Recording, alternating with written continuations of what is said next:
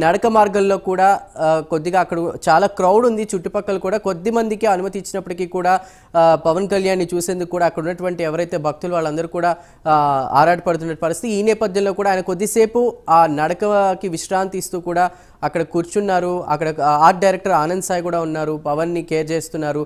ఇక కొద్దిసేపటి స్టే తర్వాత కూడా పవన్ కళ్యాణ్ అక్కడి నుంచి మళ్ళీ తిరిగి తిరుమలకు నడుస్తున్నటువంటి పరిస్థితి. ఇక ఇవాళ రాత్రికి కూడా ఆయన అక్కడే బస చేయనున్నారు.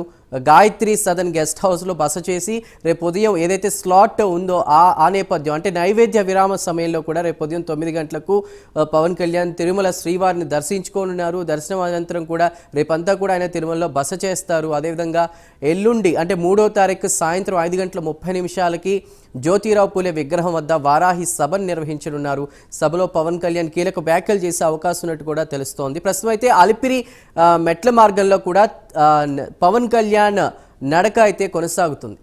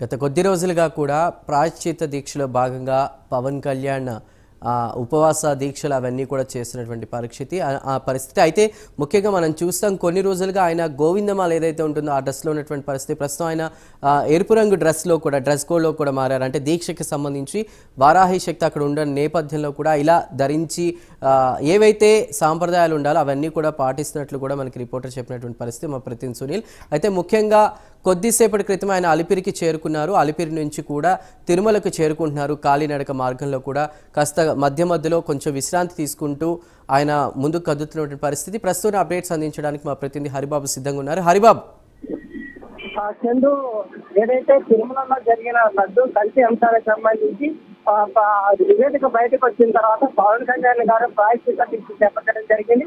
ఈ ప్రాయశ్చిత్త దీక్షలో భాగంగా ఆయన 11 రోజుల పాటు కఠిన దీక్షను పూని ఉపవాసాలతోటి స్వామివారిని అర్పించడం జరిగింది.